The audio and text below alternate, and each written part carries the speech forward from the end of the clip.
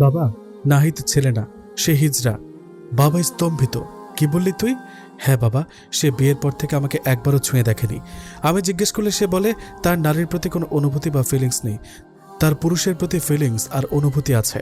বহুবার পুরুষদের বাসায় এনে পাশের রুমে তাদের সঙ্গে। বাবা, আজ যখন একই কাজ করে আমি প্রতিবাদ করি, তখন সে আমায় মেরেছে, এভাবে রক্তাক্ত করেছে। আগে বলিসনি কেন তুই? তোমার ভয়ে চুপ ছিলাম বাবা। নাহিদ একজন মেধাবী, শান্ত স্বভাবের যুবক। উচ্চশিক্ষা শেষে এখন সে দেশের এক নামী ন্যাশনাল কোম্পানির উচ্চ পদস্থ কর্মকর্তা। বেতন বেশ ভালো। জীবনযাপন আর পাঁচজনের মতো নয়, বরং একটু গুছানো ও সম্মানজনক। বাবার রেখে যাওয়া সম্পত্তির অংশ হিসেবে সে পেয়েছে একটি নিজস্ব ফ্ল্যাট ঢাকার অভিজাত এক এলাকায়। বাবা মা অনেক আগেই মারা গেছেন, তাই একরকম একাই চলতে হয় তাকে। নাহিদের বড় ভাই রাশেদ দীর্ঘদিন আগে বিদেশে চলে গেছেন, সেখানে বিয়ে করে স্থায়ীভাবে সেটেলড। ভাইটি প্রতি মাসেই নাহিদের জন্য মোটা অঙ্কের টাকা পাঠান, ভালোবাসার নিদর্শন স্বরূপ। আর একমাত্র বোন ফারিন স্বামী নিয়ে থাকে চট্টগ্রামে। সংসার তার মন্দ নয়, তবে মাঝে মাঝে বোনের আবদারেই জীবনের বড় সিদ্ধান্ত নিতে হয় নাহিদকে। বিয়ে না চাওয়া এক সম্পর্কের সূচনা। বোন ফারিনের আবদারে নাহিদ বিয়ে করতে রাজি হয়। মেয়ে পছন্দ করে দেওয়া হয় পারিবারিকভাবে, সবকিছু খুব দেখে শুনে। দুই পরিবারের সম্মতিতে বিয়ে হয় নাহিদ আর নীলার। নীলার বাবা একজন কড়া ইসলামিক মাইন্ডের মানুষ, ধার্মিক, রীতিনীতি মেনে চলা এবং মুখে সর্বক্ষণ আল্লাহ রসুলের কথা। বিয়ের আগে নাহিদ আর নীলার মধ্যে তেমন একটা কথা হয়নি, সম্পর্ক গড়ে ওঠার সুযোগই ছিল না। আজ তাদের বাসর রাত। নীলা মাথায় ঘোমটা টেনে বিছানায় চুপচাপ বসে আছে। সময় গড়িয়ে যাচ্ছে, একটানা বসে থেকে কোমর ব্যথা করছে তার। 3 ঘন্টা কেটে গেলেও নাহিদের দেখা নেই। হঠাৎ একটা হালকা কাশি দিয়ে ঘরে ঢুকে নাহিদ। দুঃখিত, অনেকক্ষণ বসিয়ে রেখেছি।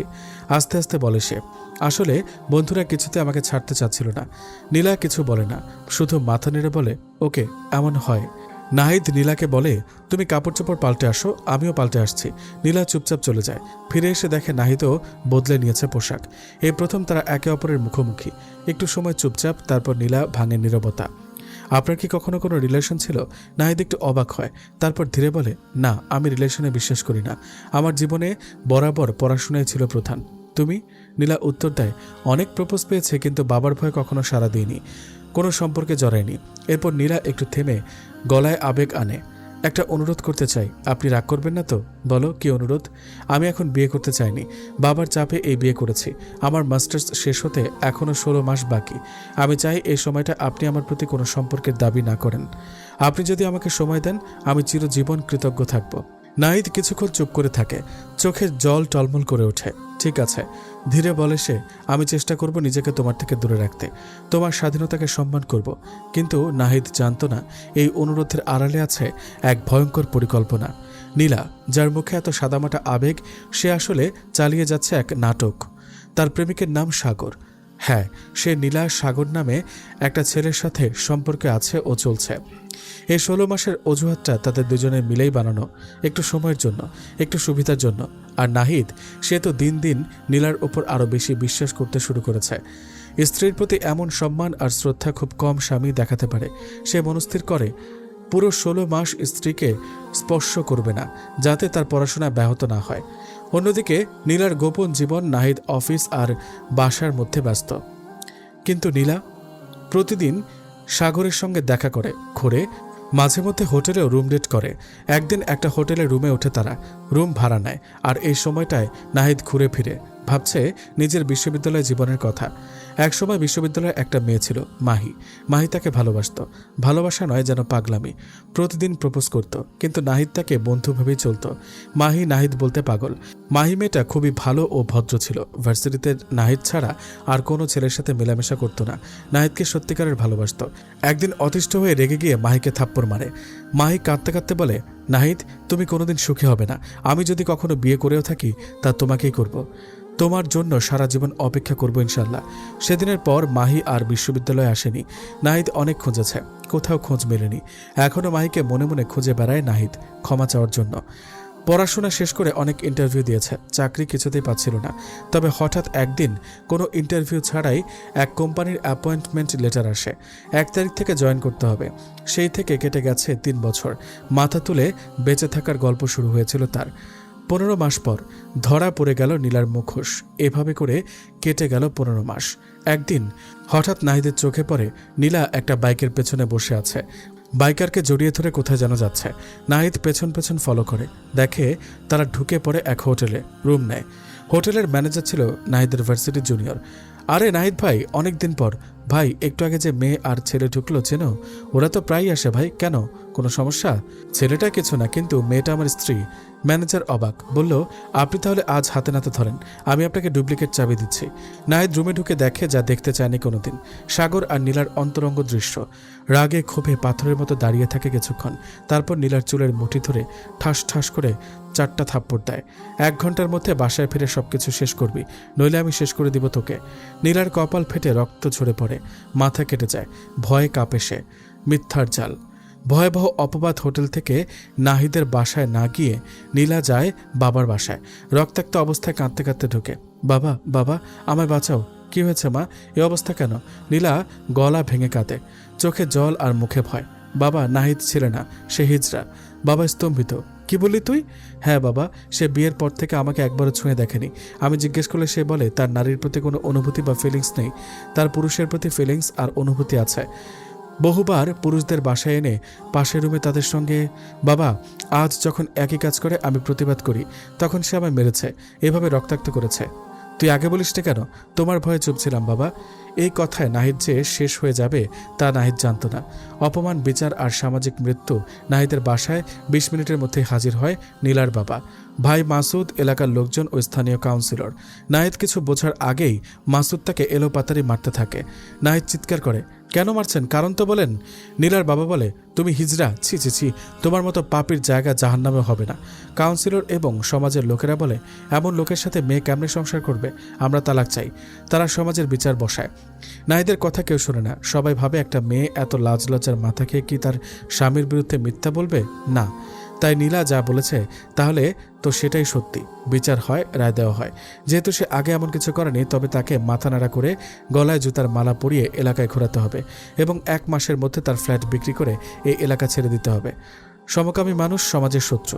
নাহিদ কাঁদে, আকুতি মিনতি করে, কিন্তু কেউ শোনে না। তাকে মাথা নাড়া করে গলায় জুতার মালা দিয়ে রাস্তায় ঘোরানো হয়।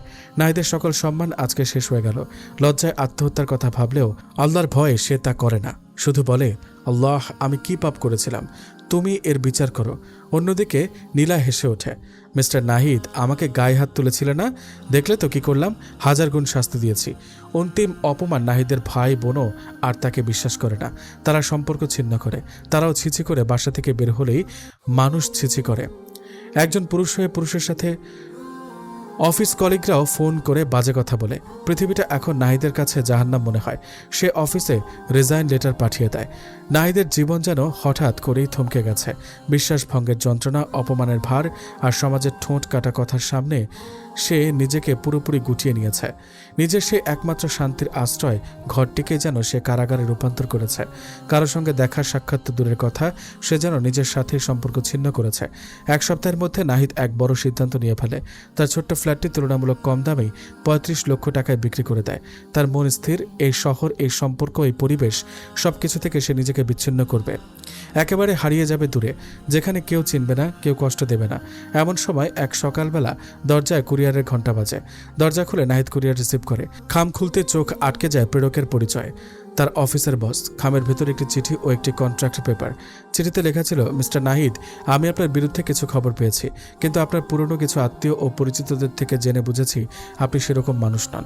আমি নিশ্চিত আপনাকে ফাঁসানো হয়েছে, তাই আপনার রিজাইনেশন লেটার গ্রহণ করা হয়নি। আপনাকে সিলেট অফিসে বদলি করা হলো এবং একটি 5 বছরের কন্ট্রাক্ট পাঠানো হলো। আপনি এই কন্ট্রাক্টে স্বাক্ষর করে সিলেট অফিসে জয়েন করবেন। চিঠিটা পরে নাহিদের বুকের ভেতর জমে থাকা ভারী পাথরটা একটু হলেও নড়ে ওঠে। সে স্বস্তির নিঃশ্বাস ফেলে বলে, যাক, কেউ একজন তো এখনও আমার উপর বিশ্বাস রাখে। কিন্তু চিঠির শেষ লাইনে সে চোখ আটকে যায়। এই 5 বছরের মধ্যে আপনি নিজ থেকে চাকরি ছাড়তে পারবেন না। নাহিদ যেন বুঝে যায় এই চাকরি এখন শুধু কাজ নয়, তার জীবনের শেষ আশ্রয়। পরদিন ভোরে এক ব্যাগ স্মৃতি ও এক বুক ক্লান্তি নিয়ে সে সিলেটের উদ্দেশ্যে রওনা দেয়। 2 দিন পর নতুন অফিসে জয়েন করে। সমস্ত প্রক্রিয়া সম্পন্ন করে নিজ কেবিনে ঢুকে পড়ে। অন্যদিকে নীলার বড় ভাবি দীর্ঘদিন বাবার বাড়িতে ছিলেন। তিনি বাড়ি ফিরে এসে নীলাকে বাড়িতে দেখতে পেয়ে প্রশ্ন করেন মাসুদকে, নীলা এখানে কেন? মাসুদ কোনো কিছু না লুকিয়ে একে একে সবকিছু খুলে বলেন। শুনে নীলার ভাবি হঠাৎ উত্তেজিত হয়ে ওঠেন। তিনি চিৎকার করে বলেন, নাহিদ আর আমি একই বিশ্ববিদ্যালয়ের ছাত্রছাত্রী ছিলাম, পাশাপাশি বাসাতেও থাকতাম। ওর চরিত্র আমি খুব ভালো করে জানি। 3 মাস আগে একটা ফার্মেসিতে ওর সঙ্গে দেখা হয়। তখন আমি প্রেগন্যান্সি কিট কিনছিলাম। ও আমাকে এমনভাবে প্রশ্ন করে যে আমার সন্দেহ হয়। তিনি আরও বলেন, আমি তখন নাহিদকে নিয়ে একটা রেস্টুরেন্টে যাই এবং সরাসরি জিজ্ঞেস করি, তুই নীলা আর তোর মধ্যে কি চলে? অনেক চাপে পড়ে সব খুলে বলে ও। নীলার বাসর রাতের কথাও। তারপর বলেন, আমি নীলাকে অনেকবার এক ছেলের সাথে খুব ঘনিষ্ঠ অবস্থায় দেখেছি। তাদের সম্পর্ক কিছুতেই স্বাভাবিক ছিল না। এই কথা শুনে নীলার বাবা ও ভাই ক্ষিপ্ত হয়ে নীলাকে কিছু বলার জন্য এগিয়ে যান। কিন্তু তার আগে নীলা বলে ওঠে, সব মিথ্যা কথা। ভাবি আর নাহিদের মধ্যে পরকীয়া ছিল। ওই আমার স্বামীকে ফাঁসিয়েছে। এই কথার উত্তরে নীলার ভাবি রেগে গিয়ে এক হাতে নীলার গালে জোরে 2টি থাপ্পড় বসিয়ে দেন। তিনি বলেন, তুই তো নিজেই কদিন আগে বলেছিলি নাহিদ নারীর প্রতি কোনো আকর্ষণ বোধ করে না। এখন বলছিস আমি ওর সঙ্গে পরকীয়া করেছি? নীলা বুঝে যায় আর লুকানোর জায়গা নেই। অবশেষে সবকিছু স্বীকার করে ফেলে। সে সাগরের সাথে সম্পর্ক, তার বিয়ের পর প্ল্যান করা প্রতারণা সব। এই কথা শুনে নীলার বাবার মাথায় আঘাত লাগে। স্ট্রোক করে মাটিতে লুটিয়ে পড়েন। দ্রুত তাকে হাসপাতালে ভর্তি করা হয়। পুরো পরিবার ভেঙে পড়ে, অনুতপ্ত হয়। এতদিন যে নাহিদকে তারা অপমান করেছে, যার ওপর তারা এতটা অন্যায় করেছে, আজ বুঝতে পারছে সে ছিল একমাত্র নিষ্পাপ মানুষ। অন্যদিকে সিলেট অফিসে বসে থাকা নাহিদকে হঠাৎ বস ডাকেন। সে তার কেবিনে ঢুকে যার সামনে গিয়ে দাঁড়ায়, তার চোখ ছলকে ওঠে অবাক বিস্ময়ে। সামনে বসে আছেন মাহি। তার মুখ ফ্যাকাশে হয়ে যায়। কিছু বলার আগে মাহি গম্ভীর গলায় বলে, মিস্টার নাহিদ, এই কাগজে সাইন করুন। নাহিদ কিছু বুঝে উঠতে না পেরে তাকিয়ে থাকে। সই করতে গিয়ে থমকে যায়। তারপর বলে, তুমি এখানে? আমি তো তোমাকে অনেক খুঁজেছি। মাহি ঠান্ডা গলায় বলে, আমি যদি হারিয়ে যেতাম তাহলে খুঁজে পেতে। আমি লুকিয়েছিলাম তোমার নাগালের বাইরে। নাহিদ স্তম্ভিত হয়ে বলে, মানে কি? মাহি বলল, তুমি ইন্টারভিউ ছাড়া এই চাকরি পেয়েছ। মনে করো সেটা এমনি এমনি? আমি তখন লন্ডনে ছিলাম। বাবাকে বলে চাকরির ব্যবস্থা করি। আমার বাবার কোম্পানিতে তোমার পোস্টিং হয়। তুমি যখন রিজাইন দাও, বাবা আমাকে সব কিছু জানান। আমি তাকে বলি এই ছেলে অন্যরকম, ফাঁসানো হয়েছে। নাহিদের চোখে তখন সব পরিষ্কার হয়ে আসে। মাহির মুখে সে যেন তার জীবনের আলোর ঝলক খুঁজে পায়। মাহি আরও বলে, তোমার কি মনে আছে একদিন ভার্সিটির মাঠে বলেছিলাম জীবনে কাউকে বিয়ে করলে একমাত্র তোমাকে করবো ইনশাল্লাহ। আমি আমার কথা রেখেছি। আজ আমি তোমাকে বিয়ে করেছি। নাহিদ তাজ্জব হয়ে জিজ্ঞেস করে, আমি কখন তোমাকে বিয়ে করলাম? মাহি মুচকে এসে বলে, এই যে একটু আগে যে কাগজটাতে সাইন করলে, তার মধ্যে একটা কাবিননামা ছিল, বাকি 7টা স্ট্যাম্প পেপার তোমাকে আটকে রাখার জন্য। নাহিদ রেগে গিয়ে বলে, আমি এই বিয়ে মানি না। মাহি কঠিন গলায় বলে, না মানলেও সমস্যা নেই। কাবিননামায় 5 কোটি টাকা কাবিন আছে, আর এই চাকরি ছাড়তে চাইলে 3 কোটি টাকা জরিমানা। এখন তুমি চাও তো চলে যেতে পারো। নাহিদের মাথা ঘুরতে থাকে। সে থমকে যায়। মাহি কঠোরভাবে বলে, আইনের চোখে তুমি এখন আমার স্বামী। ইসলামী নিয়ম অনুযায়ী কাজে ডাকছি, এবার কবুল বলো। প্রথমে নাহিদ অস্বীকার করলেও পুলিশের ভয় দেখিয়ে শেষমেশ কাজী সাহেবের সামনে দাঁড়িয়ে কবুল বলে। তাদের বিয়ে হয়ে যায় ইসলামের বিধান অনুযায়ী। পরদিন মাহি কাপড় চোপড় নিয়ে নাহিদের বাসায় উঠে পড়ে। তার ঠোঁট ছিল এক নির্মম হাসি। সে বলে, মিস্টার নাহিদ, আজ থেকে শুরু হবে আমার প্রতিশোধ। নাহিদ ভয় পেয়ে জিজ্ঞেস করে, কিসের প্রতিশোধ? মাহি দৃঢ় কণ্ঠে বলে, সবার সামনে আমাকে থাপ্পড় মারার প্রতিশোধ। অন্যদিকে নীলার বাবার অবস্থা কিছুটা ভালো, কিন্তু পুরো পরিবার আজ অনুতপ্ত, লজ্জিত। একটা মেয়ের ভুল সিদ্ধান্ত পুরো পরিবারকে কাঁদিয়ে ছাড়ে। একদিন হঠাৎ করে নীলার মোবাইলে আসে এক ভয়ঙ্কর ভিডিও, সাগরের সঙ্গে তার অন্তরঙ্গ মুহূর্তের দৃশ্য। ভিডিওটা দেখে নীলা মানসিকভাবে ভেঙে পড়ে। সঙ্গে সঙ্গে সাগরকে ফোন দেয়, সব জানায়। সাগর বলে, তুমি তাড়াতাড়ি দেখা করো, সব ঠিক করতে হবে। ভালোবাসা যেখানে আশ্রয় আর প্রতারণা যেখানে অভিশাপ। একটা নিঃশব্দ দুপুর, শহরের গহীনে গড়ে ওঠা ছোট্ট এক কফি শপে মুখোমুখি বসে আছে নীলা আর সাগর। কফির কাপে ধোঁয়া উঠছে, কিন্তু দুজনের চোখে ভেসে আছে অজানা শঙ্কা আর অভিমান। নীলা একবার ফোনের স্ক্রিনে তাকায়, আবার সাগরের মুখের দিকে, যেন ভবিষ্যতের ভয়ঙ্কর ছায়াগুলো ঘনিয়ে আসছে তার বর্তমানকে গিলে খাওয়ার জন্য। নীলা নিঃশব্দে প্রশ্ন করে, বলতো সাগর, ওরা আমাদের কাছে আসলে কি চায়? সাগর এক মুহূর্তে চোখ নিচু করে থাকে, যেন লজ্জা লুকোতে চাইছে। এরপর কণ্ঠে কিছুটা ভার এনে উত্তর দেয়, দুটো জিনিস চায়। একটা আমি দিতে রাজি হয়েছি, কিন্তু দ্বিতীয়টা তোমার কাছ থেকে চায়। নীলার কণ্ঠ থরথর করে ওঠে। কি চায় তারা? সাগর ধীরে মাথা নিচু করে বলল, 2 লক্ষ টাকা আর তোমার সাথে এক রাতের জন্য রুম শেয়ার করার সুযোগ। এই কথা শুনে যেন আকাশ ভেঙে পড়ে নীলার মাথার ওপর। তার ঠোঁট শুকিয়ে আসে, গলার স্বর ক্ষীণ হয়ে যায়। না সাগর, এটা আমি কখনোই পারবো না। তুমি জানো আমি কি অবস্থায় আছি। সাগরের চোখে জল এসে যায়, কিন্তু সে জলেও স্বার্থের গন্ধ।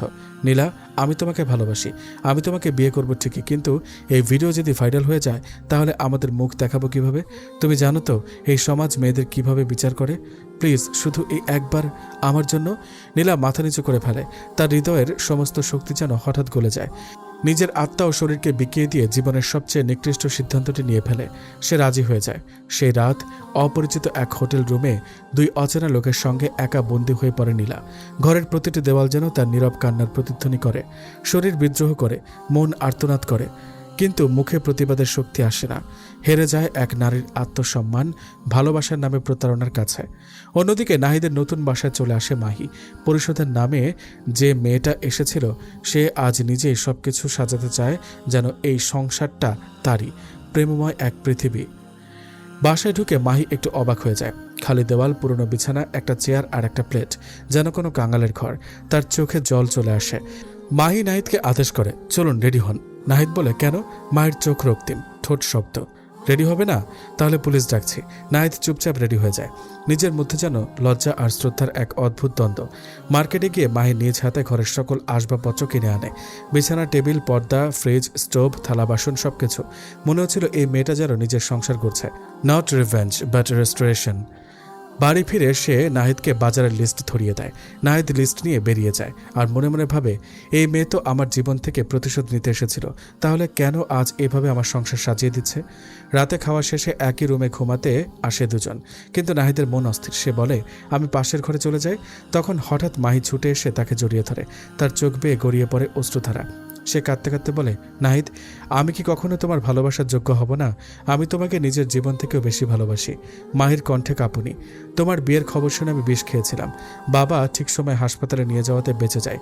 যখন জানতে পারলাম তোমার ডিভোর্স হয়েছে, আমি এক মুহূর্ত দেরি না করে তোমাকে ব্ল্যাকমেল করে বিয়ে করলাম, শুধু তোমাকে হারানোর ভয়ই। নাহিদের বুকটা মোচড় দিয়ে ওঠে। সে ভাবে, একটা মেয়ে আমাকে এতটা ভালোবাসে, অথচ আমি কখনোই বুঝিনি। মাহি নাহিদের পায়ে পড়ে বলে, আমি প্রতিশোধ চাই না, আমি শুধু তোমার ভালোবাসার ভিক্ষা চাই। দেবে না নাহিদ?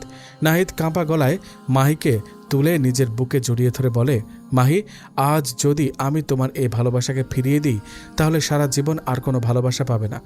তুমি যে ভালোবাসা দিয়েছ সেটা উপহার নয়, আমার আত্মা। আমি কখনো জানতাম না কেউ এভাবে ভালোবাসতেও পারে। তুমি যদি থাকো পাশে তাহলে আমার ভাঙা জীবনও স্বর্গ হয়ে যাবে। এই কথা শুনে মাহির কান্না আরও বেড়ে যায়। তবে এবার তার কান্না ছিল আনন্দের। নাহিদ ধীরে ধীরে মাহির চোখের জল মুছে দিয়ে বলে, আমিও তোমাকে অনেক ভালোবাসি মাহি, অনেক ভালোবাসি। তারা ডুবে যায় ভালোবাসার গভীর সাগরে। সেই রাতে চাঁদের আলো আর বাতাসের স্পর্শে একে অপরের অস্তিত্ব মিলিয়ে গেল প্রেমের বন্ধনে, যেন হৃদয়ের গভীরতম স্পর্শে নতুন ভোরের সূচনা। অন্যদিকে নীলার জীবন আরও অন্ধকার হয়ে উঠেছে। 4 থেকে 5 দিন পরপর সাগর নীলাকে দিয়ে 2 থেকে 3 জনের সাথে রুম শেয়ার করাচ্ছে। নীলা ভেতরে ভেতরে ভেঙে পড়ছে। নিজেকে একসময় পতিতা বলে মনে হতে থাকে। নীলার বাবা এখন সুস্থ হয়ে গেছে। নীলার বাবা ও ভাই নাহিদকে অনেক খুঁজে বেড়ায়। তার ফ্ল্যাটে যায়, বন্ধু ও ভাইকে কল দিয়ে জিজ্ঞেস করে, বোন কল দিয়ে জিজ্ঞেস করে, কিন্তু নাহিদের কোনো খোঁজ খবর নাই। তারা এত পরিমাণ অনুতপ্ত যা বলে বোঝানো যায় না। কিন্তু নীলার এখনও কোনো মাথা ব্যথা নাই। একদিন নীলা হোটেলের রুম থেকে বের হয়ে দেখে একটু আগে যে 2 লোকের সাথে রুম ডেট করেছে সাগর সেই লোকেদের কাছ থেকে মোটা অঙ্কের টাকা নিচ্ছে। তারা বলছে, সাগর ভাই, মালটা দারুণ ছিল, মজা পাইছি, তাই খুশি হয়ে 2000 টাকা বাড়াই দিলাম। এই কথা শুনে নীলার মাথায় বাজ পড়ে। সে বুঝে যায় সাগর নিজে ভিডিও বানিয়ে ব্ল্যাকমেল করে টাকা কামাচ্ছে। নীলা চিৎকার করে ওঠে, তুমি আমার সাথে এমন করলে সাগর? আমি তো তোমাকে বিশ্বাস করেছিলাম। সাগর ঠান্ডা গলায় বলে, বিশ্বাস করেছিলি তাই তো তোকে পতিতার মতো ব্যবহার করতে পারছি। আরও এক ধাক্কা দিয়ে বলে, তুই একটা পতিতা, তোর মতো মেয়েকে কেউ ভালোবাসে না। তুই আমার কথায় নিজের এত ভালো স্বামীকে যে অপমান করলি, সে যে বেঁচে আছে না আত্মহত্যা করেছে কে জানে। কাল তুই আরেকজনের বা আমার সাথে এমন করবি না, তার কি গ্যারান্টি? নীলা ফ্যাল করে চেয়ে থাকে। হঠাৎ বলে, যার জন্য চুরি করলাম সে আমাকে চোর বলে? সাগর বলে, এত কথা জানি না, আমি কল দিলে তুই আসবি, সার্ভিস দিবি আর চলে যাবি, না হলে ভিডিও ভাইরাল করব। অন্যদিকে মাহি আর নাহিদের ভালোবাসার রাত শেষ করে সকাল শুরু হয়। মাহি রান্নাঘরে গিয়ে নাস্তা বানিয়ে নাহিদকে ডাকে, নাহিদ ওঠো। নাহিদ ঘুম ভাঙতে দেখে মাহি তার কপালে চুমু খেয়ে ওয়াশরুমে ঢুকছে। নাহিদের মুখে এক টুকরো হাসি। এমন ভালোবাসা কজন পায়? নাস্তার টেবিলে বসে নাহিদ ভাবে, এই মেয়েটা শুধু ভালোবাসেনি, আমার জন্য পৃথিবীটাকে বদলে দিয়েছে। আল্লাহ, তোমার দরবারে শুকরিয়া। আল্লাহ যা করে বান্দার ভালোর জন্য করে। নাহিদ একটু দ্বিধায় জিজ্ঞেস করে, তোমার বাবা আমাদের সম্পর্ক মেনে নেবে তো? মাহি হেসে বলে, তোমাকে না বলেই ব্ল্যাকমেল করে বিয়ে করেছি, আর এসব বুদ্ধি কিন্তু বাবা আর মা দিয়েছে। ওরা তোমাকে অনেক আগে থেকে পছন্দ করে। নাহিদের চোখ কপালে উঠে যায়। মানে? মাহি বলে, আমার মা বাবাও ভালোবাসা করে বিয়ে করেছে, তারা বোঝে ভালোবাসা কাকে বলে। নাহিদ বলে, তবে একটা অনুরোধ, অফিসে আমাদের সম্পর্কটা গোপন থাকুক। আমরা স্বামী স্ত্রী নই, শুধু বস আর কর্মচারী। মাহি হেসে বলে, তোমার জন্য এই জীবনটাও দিয়ে দিতে পারি, শুধু একটা কথা, আমি তোমার ভালোবাসার ভাগ কাউকে দিতে পারবো না।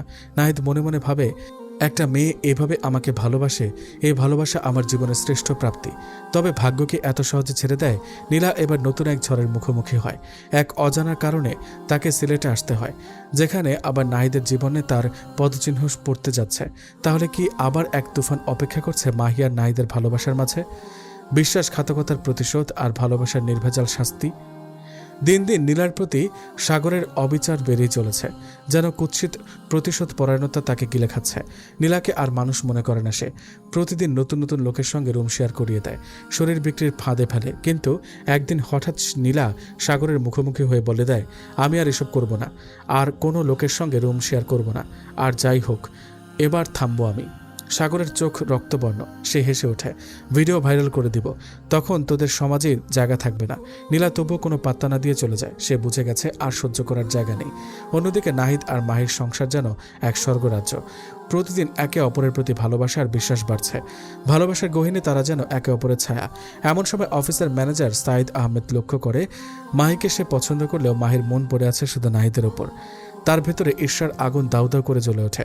একদিন সাইদ আহমেদ মাহির কেবিনে গিয়ে বলে, ম্যাডাম, কিছুদিন ধরে লক্ষ্য করছি নাহিদ সাহেব আপনার দিকে খুব কুনজরে তাকান, ভঙ্গিমাটা খুবই অস্বস্তিকর। মাহি বিস্মিত, কি বললেন ম্যানেজার সাহেব? আমি তো এমন কিছু খেয়াল করিনি। সাইদ মুখ গম্ভীর করে বলে, আমি প্রতিদিন খেয়াল করি, আপনার প্রতি তার দৃষ্টি ভালো না, সাবধানে থাকুন। মাহি মুখে রহস্যময় হাসি দিয়ে বলে, ঠিক আছে, আপনি এখন যান, আর নাহিদ সাহেবকে আমার কেবিনে পাঠিয়ে দিন। সাইদ ভেতরে ভেতর আনন্দে ফেটে পড়ে, ভেবেই নেয় আজ নাহিদকে উচিত শিক্ষা দিতে পারবে। নাহিদ আসে, কেবিনের দরজা ভেতর থেকে ভালো করে লক করে দেয়। সে মাহিকে চেয়ার থেকে টেনে তুলে নিজের জায়গায় বসে আর মাহিকে জোর করে কোলে বসিয়ে দেয়। চোখে লুকানো ভালোবাসার দুষ্টামি। বলো, ডাকলে কেন? মাহি ঠোঁট চেপে হেসে বলে, তুমি নাকি আমার দিকে কুনজরে তাকাও। নাহিদ অবাক, কে বলল এসব আজগুবি কথা? তাছাড়া আমার অধিকার আছে তাকানোর। মাহি বলে, ম্যানেজার সাহেব বলেছে। এই শুনেই দুজনেই হেসে লুটিয়ে পড়ে। নাহিদ বলে, আমি যে রাতে তোমার বেডরুমে কত কিছু দেখি, সেটা যদি উনি জানতো তাহলে হার্ট অ্যাটাক করে মারা যেত। মাহি বলে, তোমার মুখে কিচ্ছু আটকায় না।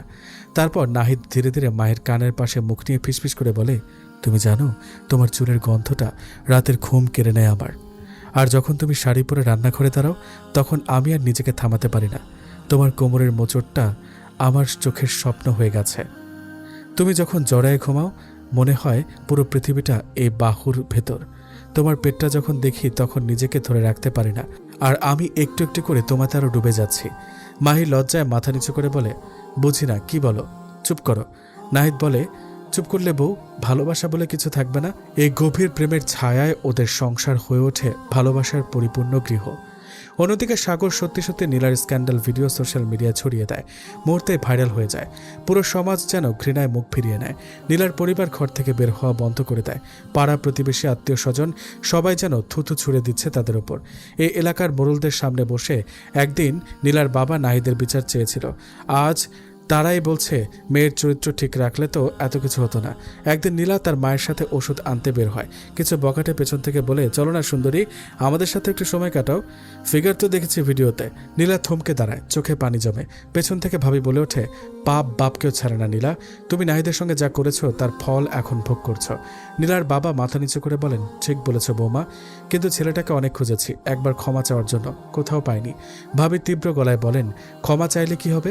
যাকে মাথা নাড়া করে জুতার মালা পরিয়ে এলাকায় ঘোরানো হয়, আর তার সম্মান আর ফেরে না বাবা। নীলার বাবা নিঃশ্বাস ফেলে, চুপচাপ থেকে যান। তবুও এই অবস্থায় নীলার মনে একটু অনুতাপ নেই নাহিদের প্রতি করা অন্যায়ের জন্য, বরং জেদ চেপে বসে।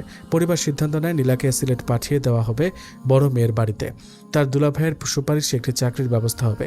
এদিকে মাহি তার বাবার বাড়ি যায় নাহিদকে নিয়ে। ওখানে আয়োজন করা হয় নতুন জামাই বলে কথা, সংবর্ধনা দেওয়া হবে। কিন্তু হঠাৎ মাহি অজ্ঞান হয়ে পড়ে। নাহিদ পাগলের মতো হয়ে যায়। মাহির বাবাকে বলে ডাক্তার ডাকতে। ডাক্তার এসে পরীক্ষা করে মাহির মাহির বাবাকে বলে, তাড়াতাড়ি মিষ্টি খাওয়ান, আনন্দ সংবাদ। সবাই হতভম্ব। ডাক্তার বলেন, আপনি নানা হতে চলেছেন। পুরো বাড়ি আনন্দে ভরে যায়। হুঁশ ফিরে আসে মাহির। নাহিদ মুখ কালো করে মাহির পাশে বসে। কি হয়েছে, মুখ কালো করে আছো কেন? নাহিদ গম্ভীর হয়ে বলে, তুমি বলেছিলে আমার ভাগ কাউকে দেবে না, একজন এখন আসছে ভাগ নিতে। মাহি হঠাৎ কোমরের কাপড় গুজে চোখ মুখ লাল করে বলে, কে সে শাকচন্নি? আমার স্বামীর ভাগ নিতে আসবে? জানে মেরে ফেলবো, বাঁচতে দিব না। সবাই হেসে ওঠে। নাহিদ বলে, তুমি মা হতে চলেছ, এখন বুঝেছ কে আমার ভাগ নিতে আসবে? মাহি নাহিদকে জড়িয়ে ধরে কাঁদতে থাকে। এটা খুশির কান্না। এদিকে সিলেটে গিয়ে নীলা তার দুলাভাইয়ের সুপারিশে সে মাহির অফিসে জয়েন করে। সেখানে নাহিদকে দেখে হতবাক নীলা। এখানে নাহিদ চাকরি করে? আবার নীলা প্ল্যান করে নাহিদের জীবনে আসতে।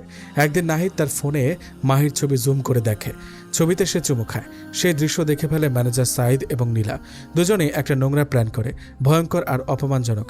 এই সময়টাতে মাহি আর নাহিদের জীবন যেন এক রূপকথার মতো।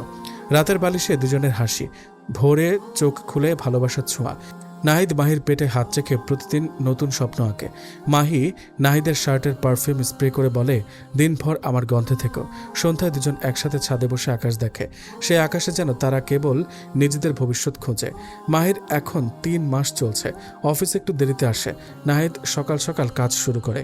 হঠাৎ একদিন পুরো অফিসে নীলা চিৎকার করে ওঠে, বাঁচাও বাঁচাও, নাহিদ সাহেব আমাকে ডেকে নিয়ে এসে ধর্ষণ করেছে। সবেমাত্র সবাই অফিসে আসছে। চিৎকার শুনে নাহিদের কেবিনে সবাই ছুটে আসে। দেখে নীলার কাপড় ছেঁড়া। নীলা বলে, নাহিদ সাহেব আমাকে আজকে সকালে তাড়াতাড়ি আসতে বলে কাজ আছে, আমিও আসি তাড়াতাড়ি। এরপর নাহিদ সাহেব আমাকে এই বলে নীলা ন্যাকা কান্না শুরু করে। ম্যানেজার সাইদ নাটক করে বলে, আমি তো আগেই বলেছিলাম ওই লোক ভালো না। এই লোক আমাদের মাহি ম্যামকেও কুনজরে তাকায়। এ কথা আমি মাহি ম্যামকে বলেছি। সব স্টাফ এসব শুনে রেগে যায়। সাইদ বলে, তাকে এখনই নীলাকে বিয়ে করতে হবে, না হলে পুলিশ ডাকবো। নাহিদ মাথা উঁচু করে দাঁড়িয়ে বলে, আমি মরেও এই মেয়েকে বিয়ে করব না। তখনই কেউ একজন পুলিশকে ডাকে। কিছুক্ষণ পর পুলিশ এসে হাজির। অফিসে এক অস্বাভাবিক হইচই। ভেতরে পুলিশ ঢুকতে নীলা হঠাৎ কেঁদে ভেঙে পড়ে। থরথর করে কাঁপা গলায় সে বলে উঠল, স্যার, এই লোকটা আমাকে আজকে অফিসে সবার আগে আসতে বলেছিল। আমি বিশ্বাস করে এসেছি। সে নিজের কেবিনে ডেকে আমাকে জোর করে আমার ইচ্ছার বিরুদ্ধে শারীরিক সম্পর্ক করেছে। তার কান্নার শব্দে যেন সারা অফিস স্তব্ধ হয়ে যায়। পাশে দাঁড়ানো ম্যানেজার সাহেব মুখ গম্ভীর করে বলে, স্যার, এই নাহিদ সাহেব খুব বাজে লোক। উনি আমাদের মাহি ম্যাডামকে কুনজরে দেখেন। আমি নিজে চোখে দেখেছি। নাহিদ এক মুহূর্ত থেমে শান্ত অথচ দৃঢ় কণ্ঠে বলে, স্যার, আমার বিরুদ্ধে সব অভিযোগ সম্পূর্ণ মিথ্যা। আমাকে ফাঁসানো হচ্ছে পরিকল্পিতভাবে। কিন্তু পুলিশ কর্মকর্তা নির্বিকার ভঙ্গিতে বলে, মিস্টার নাহিদ, আপনি যা বলার আদালতেই বলবেন। বলেই পুলিশ তাকে কথা বলার সুযোগ না দিয়ে হাতকড়া পরাতে এগিয়ে আসে। ঠিক সেই মুহূর্তে এক আকস্মিক পরিবর্তন ঘটে যায়।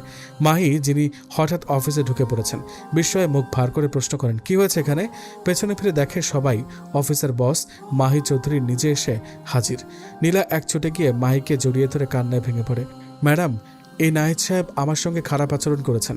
সাইদও হাত উঁচু করে বলে, ম্যাডাম, কিছুদিন আগে নাহিদ সাহেব আপনার ছবি জুম করে দেখে চুমু খাচ্ছিলেন। আমি নিজের চোখে দেখেছি। নীলা ম্যাডামও তখন পাশে ছিলেন। সাইদ আবারও বলে, ম্যাডাম, উনি যদি মিস নীলাকে বিয়ে করেন তাহলে তো সব সমস্যার সমাধান হয়ে যায়। এই কথা শুনে মাহির চোখ মুখ লাল হয়ে ওঠে। রাগে গজগজ করে ওঠে তিনি। স্টপ, একদম চুপ, এই নাটক অনেক হয়েছে। তারপর তিনি পুলিশের দিকে ফিরে বলেন, আগে আমার স্বামীর হাতকড়া খুলুন। পুলিশ বিনা বাক্যে হাতকড়া খুলে দেয়। মাহি কাপা গলায় বলে, আমি এতদিন চুপ করেছিলাম, কিন্তু আজ আর নয়। সকালে আমি অফিসে আগে এসেছিলাম। আমি 3 মাসের অন্তঃসত্ত্বা থাকায় নাহিদ আমাকে রেস্টে পাঠিয়ে নিজেই কাজে বসেছে। মিস নীলা, আপনাকে আমি পরে দেখব। মিস্টার সাইদ, আপনি আমাকে কুনজরে দেখতেন, তা আমি বহুবার টের পেয়েছি। আর মিস্টার নাহিদ, উনি আমার স্বামী, আমার অনাগত সন্তানের পিতা, আমার প্রথম ও শেষ ভালোবাসা, আমার বিশ্বাসের কেন্দ্র। আমার স্বামী আমার ছবিতে চুমু খেলে সেটা আমাদের ব্যক্তিগত বিষয়। এমন স্পষ্ট ঘোষণা শুনে পুরো অফিস যেন ঝড় বয়ে যায়। হইচই পড়ে যায় পুরো অফিস জুড়ে। নীলা মনে মনে চমকে ওঠে। এত বড় কোম্পানির মালিকের স্বামী নাহিদ আর তার স্ত্রী মাহি। সাইদ ঠোঁট কামড়ে ভাবছে, বাহ, পুরো দানটাই তো মেরে দিল নাহিদ সাহেব। পুলিশ এবার বলে, মিসেস মাহি, আপনার স্বামীর বিরুদ্ধে ধর্ষণের অভিযোগ এসেছে, আমাদের তাকে গ্রেপ্তার করতে হবে। মাহি ঠান্ডা মাথায় বলে, ঘটনা কোথায় ঘটেছে নীলা? নীলা জবাব দেয়, নাহিদ সাহেবের কেবিনে। মাহি এবার হাসতে হাসতে বলে, আমার স্বামী কাজ করার সময় কি করে তা আমি জানি। আমি গোপনে ওর কেবিনে একটা সিসি ক্যামেরা বসিয়েছি। চলুন রেকর্ড দেখে নেওয়া যাক। পুলিশ ক্যামেরা ফুটেজ চেক করতে রাজি হয়। এদিকে সিসি ক্যামেরা শুনে নীলার মুখ শুকিয়ে যায়। সে কাঁপতে থাকে। সাইদেরও মুখে কোনো কথা নেই। ফুটেজে দেখা যায় নীলা নিজে কাপড় ছিঁড়ে নাটক সাজাচ্ছে, পুরো অফিস ছিঁচি করতে থাকে। নীলা হঠাৎ বলে বসে, আমি একা না, মিস্টার সাঈদও জড়িত। সাঈদের মুখ তখন নিষ্প্রভ, সবাই দুজনের দিকে থুতু ছুঁড়ে দেয়। এমন নিচু কাজ, ছি ছি ছি। নাহিদ কানে কানে মাহিকে বলে, এই নীলা আমার প্রাক্তন স্ত্রী। মাহিও কানে কানে উত্তর দেয়, এই সেই মেয়ে না যে তোমাকে ন্যাড়া করে জুতার মালা দিয়ে এলাকা ঘোরায়? নাহিদ মাথা নাড়ে, মাহির চোখ জ্বলতে থাকে। সে পুলিশকে বলে, এই দুজনের বিরুদ্ধে মানহানি ও প্রতারণার মামলা করুন, আমি বাদী হব। নীলা কাঁদতে কাঁদতে মাহির পা ধরে, ম্যাডাম এবারের মতো ক্ষমা করে দিন। কিন্তু মাহি পাষাণ। সাঈদ চুপ, তাকে দেখে মনে হচ্ছে লজ্জায় গিলে ফেলবে মাটি। পুলিশ তাদের দুজনকে হাতকড়া পরিয়ে নিয়ে যায়। মাহি হঠাৎ নাহিদকে অফিসের সবার সামনে জড়িয়ে ধরে হু হু করে কাঁদতে থাকে। নাহিদ লজ্জায় নিচু মুখ করে দাঁড়িয়ে থাকে। মাহি তখন বলে, আমার স্বামী আমাদের সম্পর্ক গোপন রেখেছিল, যেন আপনাদের কাছে বস নয় সহকর্মী মনে হয়, তাই আমরা সম্পর্ক লুকিয়ে রেখেছিলাম। সেদিন আর অফিস করে না কেউ। মাহি নাহিদ বাড়ি ফিরে যায়। তারপর শুরু হয় তাদের প্রেমের নতুন অধ্যায়। বিশ্বাস, ভালোবাসা আর শ্রদ্ধার বন্ধনে গড়া এক দুর্লভ সংসার। রাতে ঘরে বসে মাহি নাহিদের গালে হাত বুলিয়ে বলে, জানো আমার ভালোবাসা ছিল নিঃস্বার্থ। আল্লাহ আমার ভালোবাসাকে কবুল করেছেন বলেই তোমায় পেয়েছি। নাহিদ চোখ ভিজে উত্তর দেয়, আমিও হয়তো জীবনে কিছু ভালো কাজ করেছিলাম, তাই তো আল্লাহ তোমার মতো একজন জীবনসঙ্গিনী দিয়েছেন। মাহি জড়িয়ে ধরে বলে, তোমার কষ্ট, তোমার লাঞ্ছনা, তোমার সহ্য সবকিছুর সাক্ষী আমি। এখন আর কাউকে ভয় পাই না, কারণ তুমি আমার ঢাল। তারপর দুজন একে অপরের হাত ধরে জানলার পাশে দাঁড়ায়। চাঁদের আলোয় ঝলমল করছে তাদের মুখ। মাহির কপালে চুমু খায়। মাহি হাসে, বলে, তোমার গায়ের ঘ্রাণই আমার শান্তি। সে রাতে দুজন একে অপরকে ভালোবাসায় ভরিয়ে দেয়, শরীর মন আত্মা সবটুকু দিয়ে। সকালে সন্তানকে কোলে নিয়ে খিলখিলিয়ে হাসে। এইভাবে কেটে যায় 6 বছর। এই 6 বছরে তাদের একটি ছেলে এবং একটি কন্যা সন্তান হয়। ছেলে মাহিদ আহমেদ চৌধুরী, বয়স 6 বছর, মেয়ের বয়স 2 বছর। অন্যদিকে সাগরের বিয়ে হয়েছে, যমজ 2 সন্তান। তবে আজ তার জীবন এক করুণ অধ্যায়। 1 বছর আগে ছাদ থেকে পড়ে গিয়ে হাত পা পক্ষাঘাতগ্রস্ত হয়ে পড়ে সে। স্ত্রী এখন তার সামনে অন্য পুরুষ নিয়ে শারীরিক সম্পর্ক করে। সে কিছুই বলতে পারে না। কিছু বললে স্ত্রী তাকে ছেড়ে চলে যায়। সাগর প্রতিদিন নাহিদ ও নীলাকে মনে করে আফসোসে পড়ে চুপচাপ কান্না করে। সাঈদ ও নীলা জেল থেকে বের হওয়ার পর তাদের পরিবার সকল সম্পর্ক ছিন্ন করে। এখন তারা 5 ওয়াক্ত নামাজ পড়ে ধর্মকর্ম করে চলা শুরু করে। একটি গার্মেন্টসে চাকরি নেয়, পরে বিয়ে করে সংসার করে। তাদের একটি ছেলেও হয়, বয়স 4 বছর। একদিন তারা ছেলেসহ এক পার্কে বেড়াতে গিয়ে দেখে মাহি নাহিদ তাদের সন্তানদের নিয়ে খেলছে। নীলা এক ছুটে গিয়ে নাহিদের পা ধরে কেঁদে বলে, নাহিদ আমাকে ক্ষমা করে দাও। নাহিদ বলে, আপনি কে? নীলা মুখ তোলে। মাহি চমকে যায়। এক সময়কার নীলা আজ পর্দানসীন, শান্ত নারী। সাঈদ ও তাদের সন্তানও আসে। নাহিদ বলে, তোমরা সত্যি বদলে গিয়েছ, আমি তোমাদের অনেক আগেই ক্ষমা করে দিয়েছি। চাও তো চট্টগ্রাম অফিসে জয়েন করতে পারো। নীলা ও সাঈদ মাথা নিচু করে সম্মতি জানায়। মাহি বিস্ময়ে হাসে। এমন উদারতা শুধু তার স্বামীর পক্ষে সম্ভব। ভালোবাসার সম্মানই একমাত্র পাথেয়।